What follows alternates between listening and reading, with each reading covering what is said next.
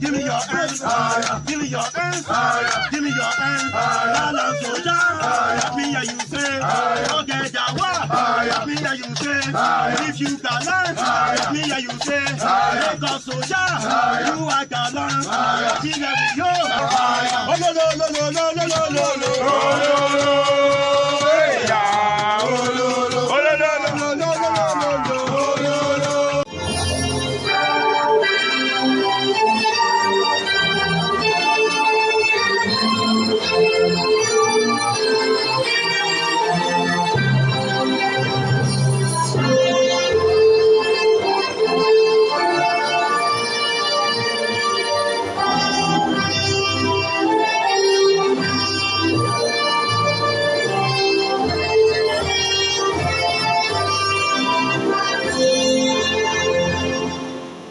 Ọ̀rọ̀ tí a wá sọ níbílẹ̀ yìí, ọ̀rọ̀ tí Nàìjíríà ti máa dà bí àwọn ọmọ wa bí wọ́n ṣe máa rí ẹ̀tọ́ wọn gbà nípa bí wọ́n bá fẹ́ gba àwọn èèyàn iṣẹ́ ológun. Let me acknowledge the presence of the Vice Chairman of the government. Other person that use his head Uche Ubochi, the council manager and other management staff of this local government. I acknowledge your presence. The energetic youth of these various local governments, I greet all of you. You the youth, how many of you are here? Ọjọ́ kí ló dé tẹ̀ wá dìde láti gbéra yín hàn?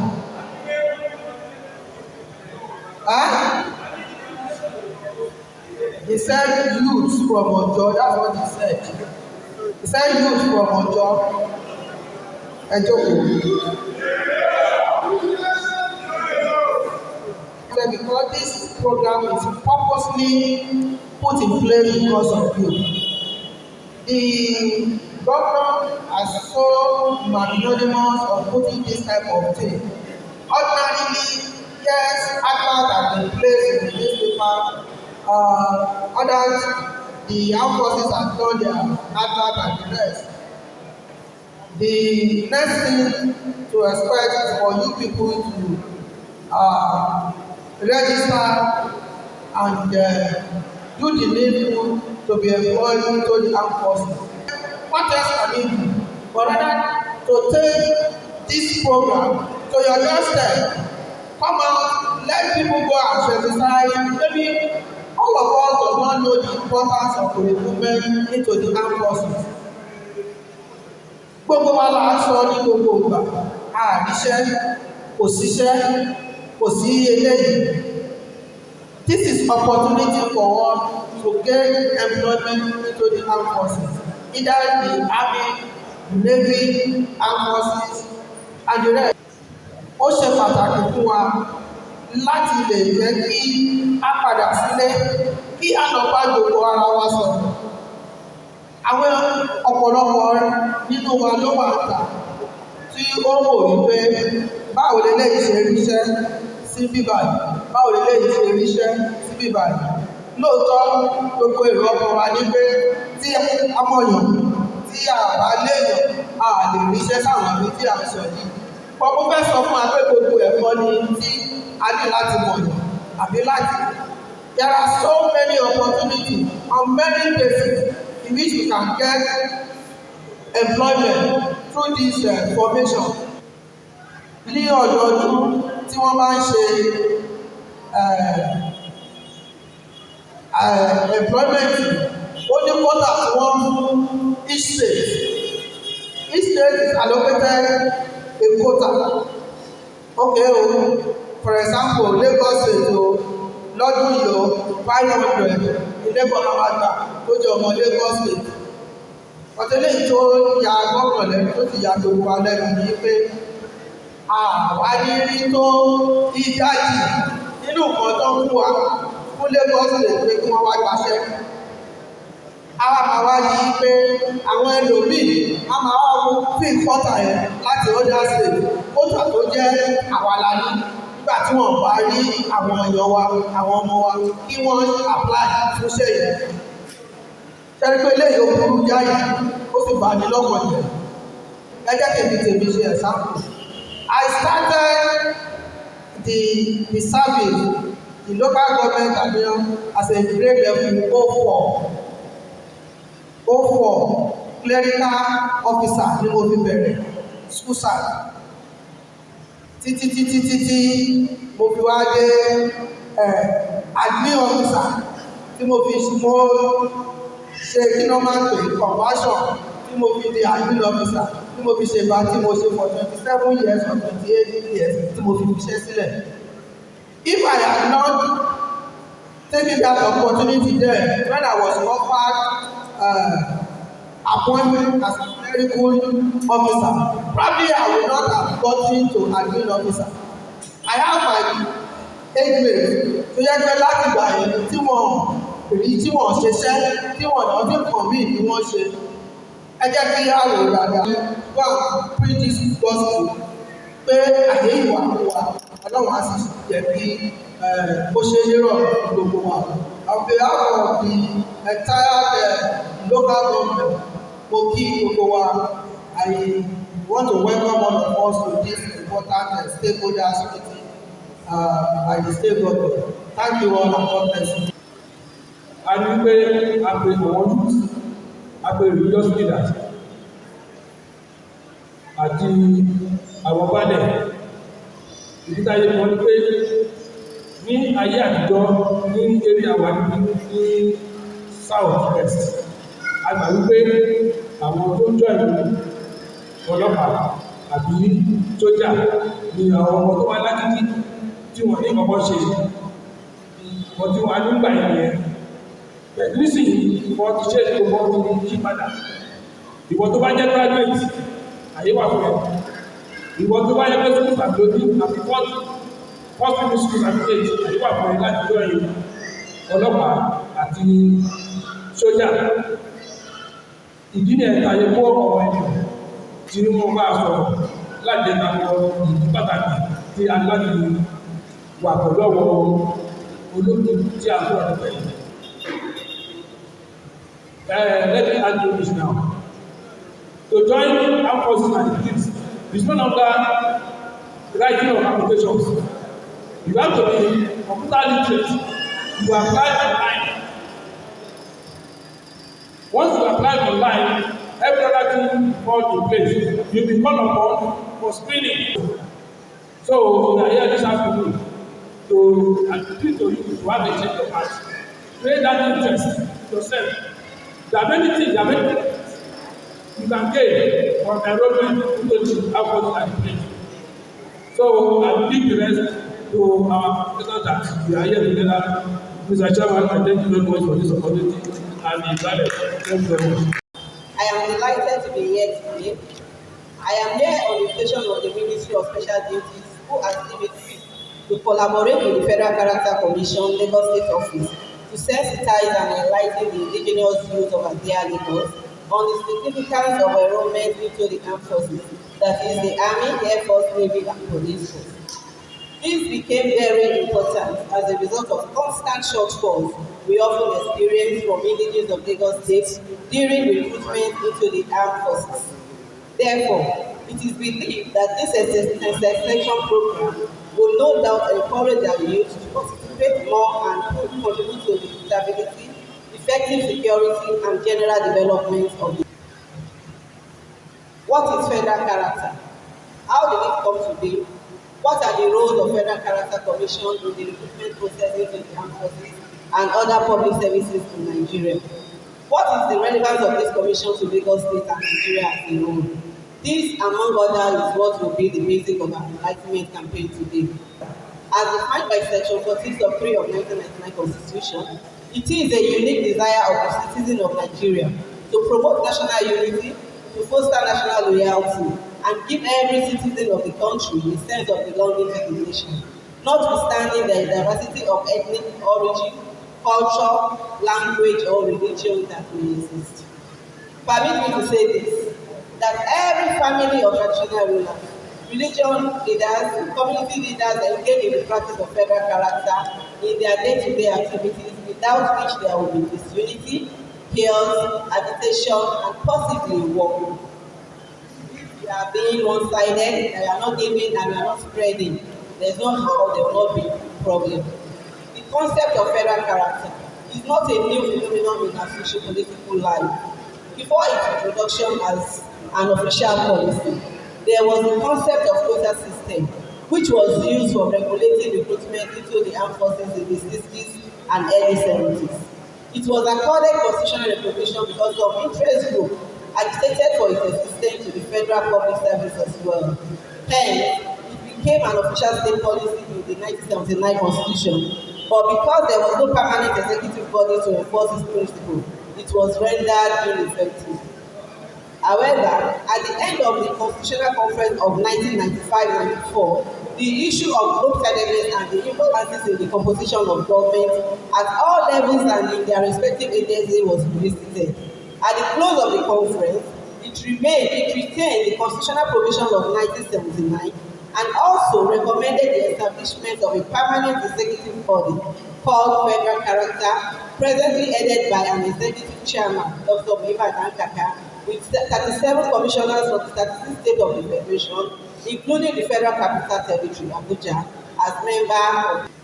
In this light, the state office of the Commission is seen as a legal weapon put in place for the proportional sharing of appointments, monitoring recruitment exercises, monitoring and observing promotion vacancies at directorate level in all MDAs at federal and state levels, including Armed Forces of Nigeria, without sacrificing merit for mediocrity, and also the monitoring of spread of socio-economic amenities and infrastructural facilities at all levels of government nationwide. The guiding principle of federal character. This guiding principle, sir and mass, can only be applied tí a bá ṣe nǹkan tó yẹ kí a ṣe, and kí nǹkan tó yẹ ká ṣe ara ẹ̀ náà ni chairman wa ti sọ ni. Chairman wa wọ́n ní ọ̀dọ́ wa well exposed náà dẹ̀ kú nǹkan tí à ń sọ nípa ẹ̀. Nǹkan tí mo try láti sọ ni pé bá ti ẹ̀ ní pé kọ̀ọ̀kan wà nílẹ̀ tí a bá ṣe effort tiwa láti lè ṣe nǹkan yẹn bí ìgbà tí a nílé ìwà involve nínú ẹ̀.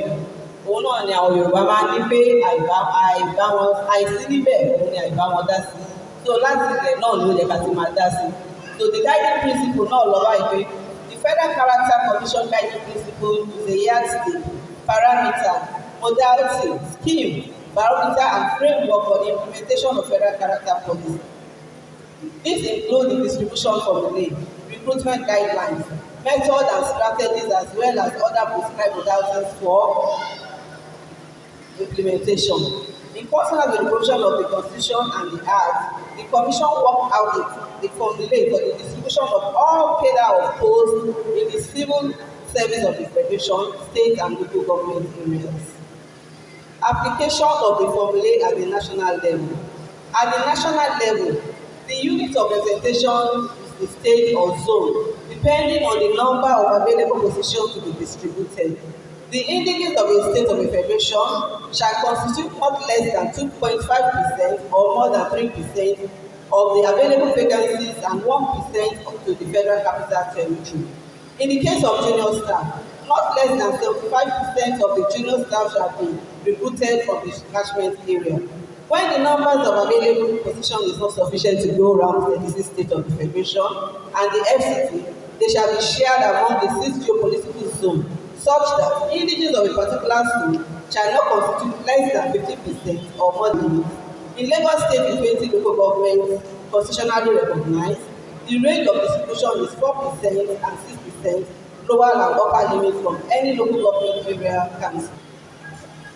Observations, relevancy, and application to our meeting today. In the application of the federal character principle and our mandate of ensuring adherence to its core tenets, aimed at ensuring that no state, local government, council, or ward is marginalized or shortchanged, we are required to attend all recruitment exercises at the federal, state, and local government levels to ensure compliance with the principle of federal character. Bí ọ̀rọ̀ tí à ń sọ náà ni pé láti gbogbo bàtà máa lọ mọ́nítọ̀ wọ́n ṣe ń ṣe recruitment particularly sí armed forces a rí pé àwọn ọmọ Lagos state wọn kì í pọ̀ tí wọ́n ṣe ń fẹ́ èyí tá a ṣe kọjá ní àmì wọ́n ní ká kó 120 wá tipátipá la fi rí bí 88 kò lọ 88 ẹ̀rọ ọ̀bá tún má tó bẹ́ẹ̀ torí àmì wọ́n ní policy kan tọ́ba àwọn máa ń gbà jù tọ́ba ọkùnrin 100 wọ́n lè lè obìnrin wọn ní ju 5 lọ wọ́n gbà tàbí pé ọkùnrin tó lè wọ̀ tiẹ̀ tó 80 àtẹ̀rẹ́ àwọn obìnrin tó ń pè they are almost 25 they are very active wọ́n dẹ̀ wà medically fit wọ́n dẹ̀ ṣe gbogbo tó yẹ kán ṣe in fact observing them gan inú wọn ṣe padà ju ọkùnrin so commissioner ní láti pe ayé general pé àwọn ò lè gba ọ ní náírà tó tàbá ti ẹ̀tọ́ àwọn obìnrin tó wà lẹ́yìn jẹ́ kán pé bí 20 kán lè match up pẹ̀lú àwọn ọkùnrin yẹn and to the glory of God ẹ kí wọ́n gbà wọlé fún wọn ni a ṣe rí nọ́mbà tí a kó lọ yìí mo gbé oríyìn fún Badagry local government àwọn náà máa ń sábà pọ̀ níbi recruitment other local government àgbérí indigene tó rárá ni àjọpọ̀ tó lè fa ilé náà ó pọ̀ gbogbo wa náà ni a ní láti ní àtúnṣe láti orí àwọn political leaders wa náà àtàwọn parents ó máa wò ó pé iṣẹ́ ikú ni iṣẹ́ ológun ó dá lọ́mọ tí ẹ̀ máa ṣiṣẹ́ pọ̀ kò lè kí ṣiṣẹ́ ikú bí ewu á ní ìgbàgbọ́ pé nǹkan tí Ọlọ́run bá ti ní ó máa pa wá òun ló máa pa wá kò sí ẹni tí ò ní kú death is inevitable so kéèyàn máa ṣiṣẹ́ kan ó dẹ̀ wá secured ó fúnyàn ní living ó sàn ju kéèyàn máa roam about lọ Ọlọ́run á túbọ̀ fún wa ṣe àwọn chairman wa náà bí nǹkan tí a ti rí ní àwọn other states lẹ́yìn pé àwọn Haúsá yẹn máa ń ṣe ní navy tó máa ń ṣe ní Nàìjíríà yìí Èkó ìdìbò náà ti ń ṣe wọ́n máa ń ṣe bí competition ni gbogbo local government ẹ máa gbé bọ́ọ̀ sílẹ̀ wọn apá àwọn ọmọ wa wọ́n máa monitor wọn wọ́n fún wọn ló wọ́n fún wọn ní gbogbo ẹ̀ láti òdìdí bẹ̀yẹ bá ó ṣe gbogbo ẹ̀ máa rí orúkọ wọn lára àwọn bọ́sìtì yìí táwọn ṣe lẹ́kọ̀ọ́ bíbà gbàtí àríyàn kọ̀ọ̀kan la sá lọ sí Lagos state government and thank God pé àwọn náà lè sí láti gbàtà ti lọ bá wọn náà àwọn náà wọ́n ti ń ṣe púpọ̀ nínú ẹ̀ so a rọ àwọn chairman wa náà wọ́n jọ bí ọ̀gá wa ṣe sọ lẹ́ẹ̀kọ́ kọ́ sí ICT kìíní so àwọn yẹn wá lè máa enroll tàbá ti ń ṣe yẹn tí wọ́n dẹ̀ monitor wọn gbogbo hindrances tí wọ́n bá ní bóyá níbi pé à ń rí àwọn tó máa dàbí ṣọtí fún wa tó máa dàbí guarantor tó bá ti ní wọ́n lè constitute wọn tó máa bá wọn ṣe gbogbo orúkọ bẹ́ẹ̀ gbogbo yẹn náà hindrances ni bọ̀ tí a bá lè máa bá wọn follow ẹ̀ up Ọlọ́run ní jẹ́ kó jẹ́ hindrances fún un adẹ̀bẹ̀ àwa òbí náà ká má rí pé iṣẹ́ ológun iṣẹ́ tán lọ ń para wọn ni pé ọmọ ṣiṣẹ́ ológun ó sàn ju kó máa rómi ìgbà òfin lọ Ọlọ́run á ṣe gba ọmọ wa ní ọmọ dáadáa o. tó bá ṣe ń sọ̀rọ̀ náà ni pé act wa it also specified that a married woman shall continue to lay claim to her state of origin for the purpose of implementation of federal character formulae at national and state levels. However, if you apply ní àwọn youth wa lélẹ̀ ìbáwí o tẹ́ bá wà able láti apply iṣẹ́ federal government kankan àbí armed forces náà ní tẹ́lẹ̀ wà able láti submit tó wá jẹ́ pé at the end of the day wọ́n pè yín àbí kọ́ invite yín fún pé kẹ́ wá ẹ lè wá sí ọ́fíìsì tiwa ọ́fíìsì wa ní Èkó bíbá tó represent Lagos state tó dẹ̀ wà fún àwọn Lagos state láti máa rí pé gbogbo nǹkan tó ń pín ní olórílẹ̀-èdè Lagos state náà rí ti ẹ̀gbà ó wà ní number 27 Isaac John Street ní Fádèyí number 27 Isaac John Street ní Fádèyí very close to Ikobi College ibẹ̀ ní ọ́fíìsì wa wà tó tẹ bá wá tẹ̀lé wà yóò láti sọ pé tẹ̀mú slip yìí wá àwa náà wà ready láti bá yín follow agbára. In conclusion, and as earlier stated, the objective of federal character is to foster national unity and give every Nigerian a sense of belonging in a particular community and in the country as a whole. Finally, I wish to appeal to top government officials, parents, guardians, and all local government chairmen to always broadcast the advertisement within the community for awareness, because access to right information plays a key role in achieving success in life. They should also assist in the provision of logistics, bí mo ṣe sọ lẹ́ẹ̀kan yẹn, such as ICT centers for registration whenever the advertisement for recruitment are out in each local government areas and local council development areas. Furthermore, all necessary follow-up by parent guidance and if possible eléyìí náà kò wá out of place pé kí àwọn tó jẹ́ bí olórí kọ́ máa wá wò pé àwọn ọmọ tí wọ́n dà báwo wọ́n ṣe ń ṣe ní ground èèbò bí wọ́n lè aláwọ̀ tí wọ́n bá wá ní stage yìí. So recruitment ground should be done. Give financial and moral support to the candidate. Eléyìí á boost morale wọn. Àtàbádẹ̀ ń ṣe eléyìí nígbàkigbà. Á túbọ̀ máa jẹ́ kí àwọn ọ̀yìn náà bí wọ́n máa ní ìwúrí láti lè máa enroll. Ọlọ́run á bá wa á fún wa ṣe o. Gbogbo àwọn ọmọ náà wá yàn máa yàn ní lágbára Ọlọ́run. Build the youth. Staff Sergeant Olasemi, tell us what it takes to join the military. Please, 10 minutes is my name. Thank you, my ARO. Permit me to stand on the existing protocol. Build the youth. Build the youth. Why are we here? We are here because of the youth. We came out to sensitize our youth so that they can enroll into the Nigerian Armed Forces. What are the reasons of joining armed forces? I'm going to give you only 5. One is to serve your country, that is to defend your country. Now, I know, question to my wife fún yín pé etí bá jọ ìyá bì kò ní ṣe sáńsáń máa gbé mi lọ bá Boko Haram. Yes, you must now, you have to defend your country now. Another one is you get in shape. You don't get old. If I'm telling you that I've served 32 years in Nigeria, I will say a lie. Another one is you earn respect. Another one is you make us travel a lot. Then another one is you represent your family. What are the requirements for joining this army? The requirement we need from you, because some of these requirements they did not upload it. So I have to tell you the requirements. One of it is 4 pass. You just need only 4 pass. Before, we used to collect CCs in English. But now, I say no. Let's reduce this. So we need only 4 pass, English pass, then with another 3 subjects.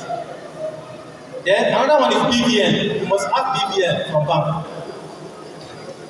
Then the next one is national ID card, so that we know that you are from Nigeria. Then another one is primary school testimonial. You must finish from primary school. Then you must have your testimonial. Then another one is secondary school testimonial. That is, you must finish secondary school before you can enroll.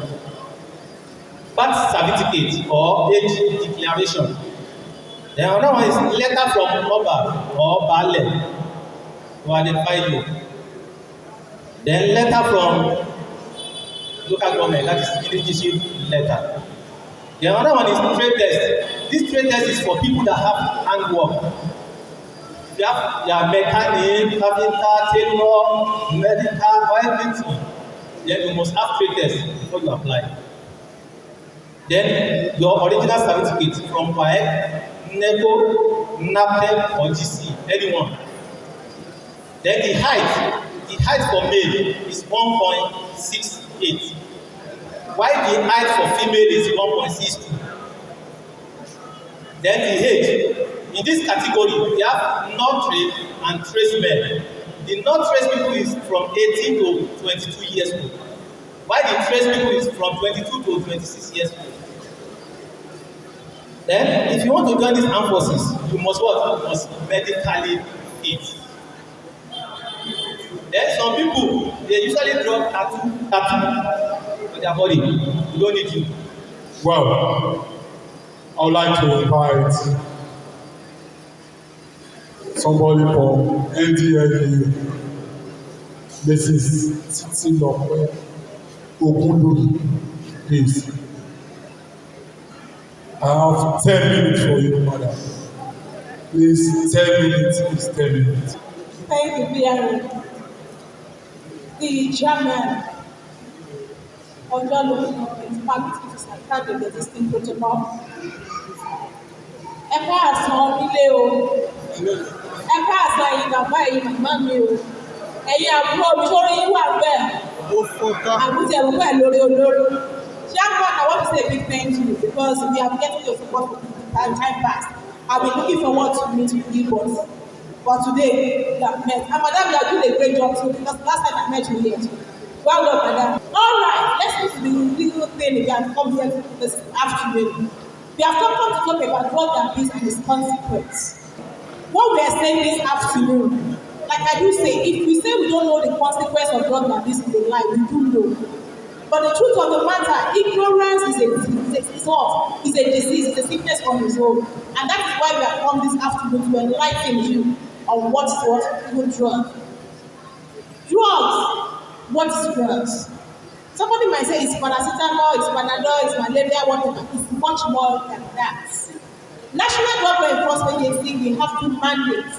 The first one is what we call drug supply reduction.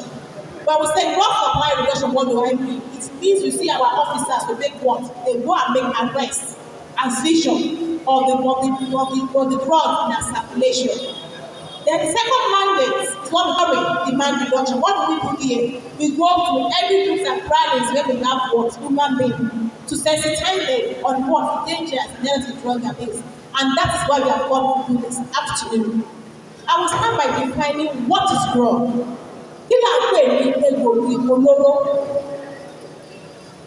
Drug is any chemical substance which when taken through any medium is what it changes your biological structure or changes the way your body functions. For example, I want to take this great audience, and naturally I'm a shy person. I will go and take Ofeyi Sobalaja so that I do I'm a shallow wọlé mi. Òdìdó ìṣẹ́ṣẹ́ kò lè láì dídì dájọ́. Kò lè láì dídì ìgbàdú bí ẹ̀ bá ṣáná wọlé àti ṣàkàdà. Ẹ ṣáàmọ̀ rẹ̀. So what we are saying is something that will make you to do what you cannot do in your natural state. That's what we call drugs. All right. So we have what we can classify drugs into different categories. The first category is what we call illicit or legal drugs. Illicit or legal drugs. These are the drugs that when you see people go to the hospital, the medical person there will look what they will prescribe for you to have what to get well. The time for the pay, nígbàtàrà wọn ò yẹ ká bá lọ ilé ìwòsàn. Táwọn dókítà wa tó ń gbọ́ pé ẹ lo paracetamol yìí, ẹ lo malaria yìí, yóò bára wa padà sọ̀tìkò. Òun là ń pè ní illicit or legal drugs. Then we have what we call the illegal or illicit drugs. How do I mean? The illegal or the illicit drugs that is drugs are prohibited by the law of the land. Because Nigeria is what? We have laws. All this. So what we are saying is that if you take or traffic in such a drug, you are going contrary to the law of the land. So it's a no-no thing. Illicit or illegal ilé ìjọba pé wà ní ká má ṣe pinnu ká má lò ó á dẹ̀ má tà á. So ẹ̀yin bàbá mi ìyá mi tẹ́ wà bí tẹ́ bá rẹ̀yẹ̀ tó tẹ́ gbogbo olóró ilé yìí ẹ jẹ́ ká kọ́ lè ṣe wa. NDLEA has two faces. The face of a lamb and the face of a lion. Lamb tẹ́ wọ́n pé kí ló máa ń pè àgùntàn. Ìṣú ọ̀rọ̀ yóò mọ̀ lọ́ba yìí kò ní àṣẹ ẹ̀sìn àdánwò ẹ̀sìn ní àbí. But when it comes to that face of lion, you are being arrested for trafficking drugs. Èmi kò ní rẹ́rìn-ín o. Ìṣe òní rẹ́rìn-ín. Abẹ́rẹ́ nǹkan. So to be forewarned is what? Forearmed. Exactly. Then the third category is what we call socially acceptable drugs. Socially acceptable. What do I mean? It means our culture allows it. For example, I do know when I was growing up, they would say, it's our culture, it's our tradition, it allows it. But there are still drugs.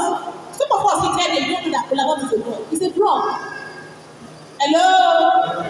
Your coffee is a drug. Your tea is a drug. So they are all drugs. What do I mean? So it's a drug abuse, abuse drug. A drug is said to be abused, number one, when the drug of the land is prohibited.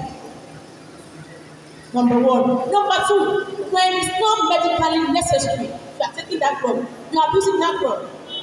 Maybe the last time you were sick, you went to the hospital and the doctor gave you some prescription. Now you are feeling the same thing again, and you went to let me just go to the pharmacy and get the same drug. It might not be the same thing that is wrong with you. Because they have to what? Diagnose that sickness before they will give you what? The medication. But I am really the type of ignorance we do that. Because if you have any ailment or sickness, it's your brain that you want. Child, something is wrong. So come on, for you, or if you my love for every you do. Because I'll tell you, every drug is a what? Potential poison. Hello? Every drug is what? Is a potential poison. It all depends on the way you use it. A drug can kill, a drug can cure. But I believe this afternoon, as I'm speaking to you, peradventure you are here, you are already what? Into that thing, taking substance. It's a new drug. We are not here to condemn us, to castigate us, to recognize it. We are here to educate you that there's a place for treatment. Hello?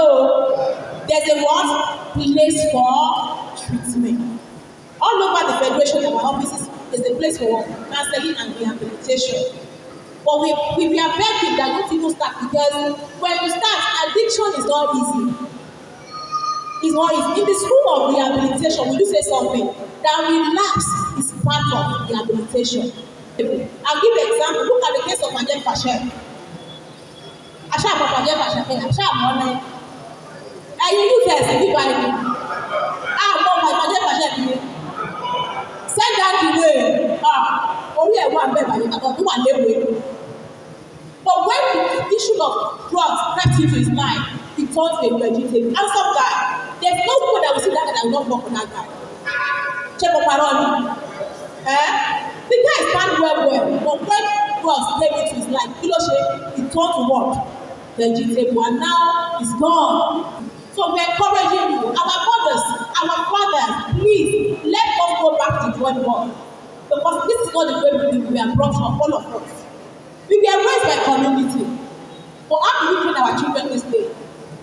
It's my child. Who told you? The word of the Lord says, train a child in the way that he should go, so that when they go, he will not depart. So every child that you have the opportunity to come back from is your child. Because if you can send your child to the best school, he will still come back to what? To the society. It's not that they are not trained that will do what? That will live with those children. So we are begging you, live a healthy life. Don't go into drug abuse, because drug does not make a star, it destroys stars. Thank you for listening. Build the youth.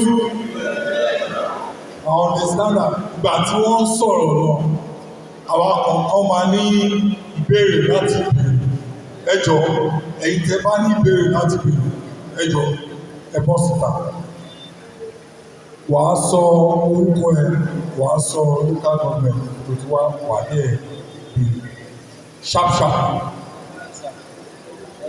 Ṣẹ́gun lórúkọ mi láti ọjọ́ nígbà.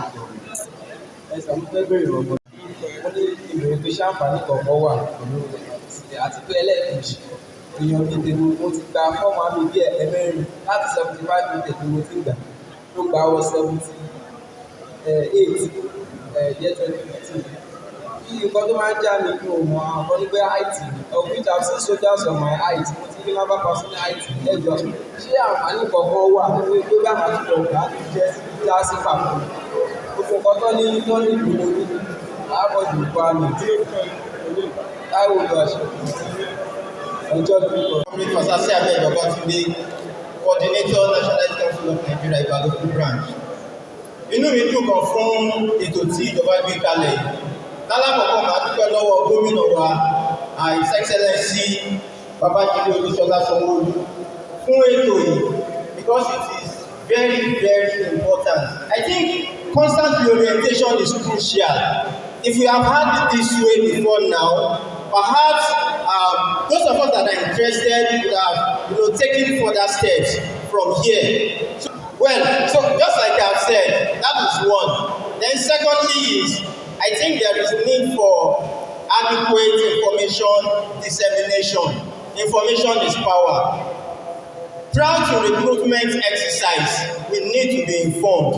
So yẹn náà ó ṣe pàtàkì gan. Then monitoring of recruitment processes from our stakeholders is quite important as well. Tí wọ́n bá fún wa ní information, there is need to monitor the process of recruitment. How far are we going along with it? Then as well, carrying along all relevant stakeholders. Àárín ìṣe pàtàkì gan. Àwọn bàbá wa, àwọn baálẹ̀, àwọn CDC, our religious leaders, gbogbo ni wọ́n wà níkàlẹ̀. I think it is important to carry them along during recruitment exercise. Finally, it has been raised, provision of moral support, material support, as well as financial support as well is important in this process. My name is Tony Kazimudu from Ọ̀tàwọlé SCDA. Sir, a ti gbọ́ ọ̀rọ̀ ọ̀tẹ̀ bá wa sọ. Gbọ̀gbọ́dọ̀ ṣàlù wákàtí náà gbọ́ ọ̀rẹ́ láti kan. Sọ fún wa pé legislative dé báyìí ló máa close. Torí ẹni ká máa lọ sọ fún ọ̀yọ́ sí káyọ̀ fún ìlú aláàbò rẹ́gísítà. Wọ́n bàbá lójókòó yìí. Wọ́n bá lọ sọ fún ẹnìkan fún rẹ́gísítà léèdì. Tí wọ́n ti wá close quota fún registration yẹn, àwa ọ̀dọ́ bí àdúgbò kúrò èrè mọ́. Registration yìí ó ìwà òkun ló ọ̀dọ́ bá fẹ́ di déètì báyìí wọ́n bá jẹ́ tí ìdílé ìgbìmọ̀ ká mọ̀ tó bá jẹ́ tí close ẹ̀yìn fún ọ̀pá easily because most of the people of nowadays bí ìmọ̀ mi sọ lẹ́kọ̀ọ́ tí ìmọ̀ bá register lédi sí kí n dé kóta yẹn wá gbé kóta yẹn ti close àti fi ojú olóòtú ọ̀wọ̀ ìmọ̀ fún mi máa padà ló kóta tẹ̀lé close ẹ̀ ìmọ̀ mi kò register tó kò fẹ́ register tẹ́lẹ̀ tó ẹjọ́ ọjọ́ àpẹẹrẹ kóta yẹn pa ó kù sí púpọ̀ ló àká àgbọ̀ ètò àgbọ̀ tí kì í fálékè níkẹjà tó ń sọ lemọ́lemọ́ fún ìpínpọ̀ lẹ́pítà but I think there is actual date ló máa close ẹgbẹ̀rẹ́ lọ fún wa ọ̀gá lè lọlé fún ọ̀yọ́ wa tó fẹ́ lẹ́pítà.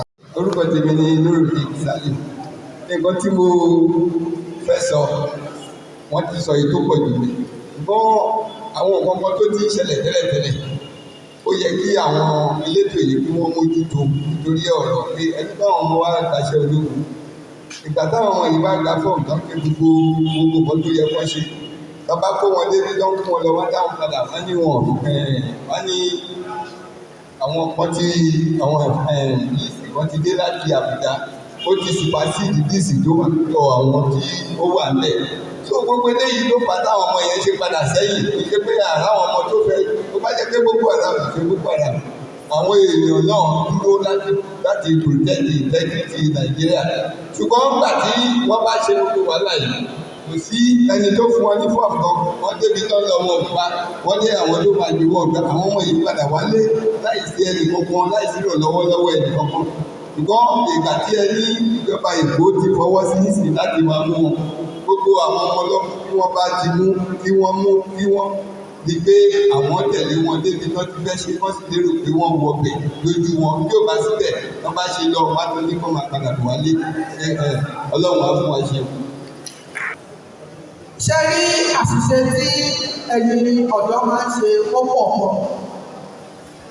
We will be looking for back way láti ṣe nǹkan.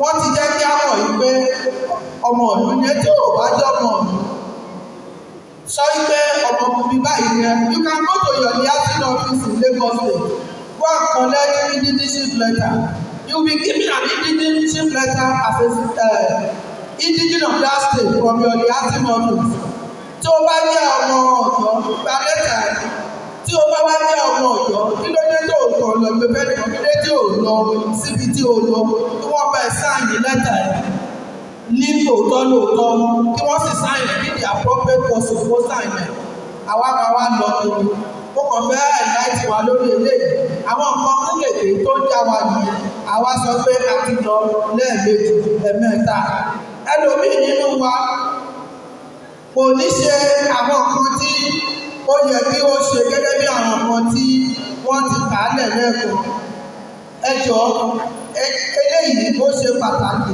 máa fẹ́ kí ẹ jẹ́ kí a bára wa sọ Ọlọ́run á dúró ti gbogbo wa ẹ ṣe. So what you are here for today is just to arouse your interest, to create your interest in subsequent ones, subsequent advertisements, and for you to keep your head to the ground. Àwọn ajẹ́kẹ́ máa mọ̀ àti yẹ́rọ àgbàdo jáde fún yín láti ẹ̀rọ online. Àwọn ajẹ́kẹ́ ṣáàmà àwọn CDC gbogbo náà máa mọ̀. Torí gbogbo láti bá ṣe meeting tó yẹ nísìnyí. Àdúgbò àwọn èèyàn wa tí wọ́n bá kì í ṣe tán tó bá ti parí recruitment wọ́n pé wọ́n máa kọ́ ní Sambisa forest. Ìyẹn wrong impression ni ìṣe òtítọ́. Ẹgbọ́ ọ̀rọ̀ tí sójà yẹn sọ sí pé òun lọ sílẹ̀ òun ṣe kùtùkùtù méje yàrá mẹ́fà òun kọ́ tó ṣe òun. So àtúmọ̀rí lọ́kùnrin tó bá lọ wọ́n ní méjì là ń bá lọ sókè. Is either you are captured or you capture somebody else. And I know that pé capture yẹn kò má capture wa. So ẹ má fi ẹ̀jẹ̀ kí ẹ̀wù ẹ má dẹ̀rù ọ̀rọ̀ ayé pẹ̀lú yẹn. So yẹn sì ẹ jáde road. Thank you very much.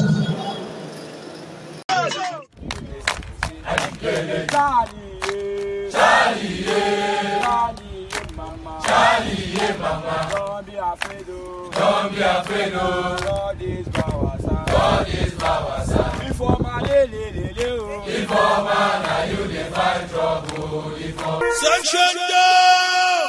Fire!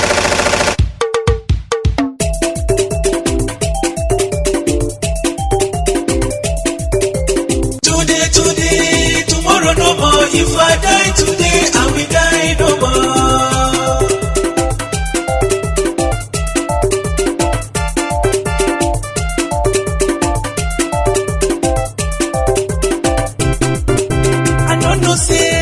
I don't know say Ikaite carry belle. I don't know say Ikaite carry belle.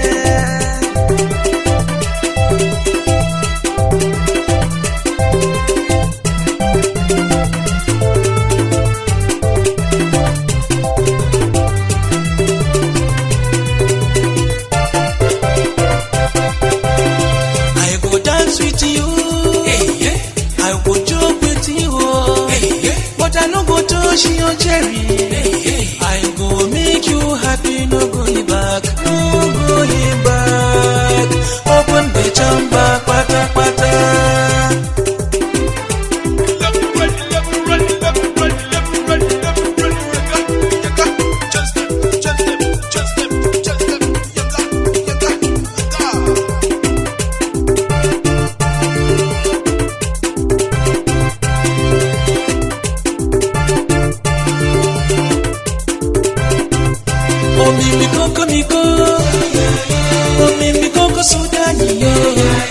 Omimi koko Liberia, omimi koko Sierra Leone.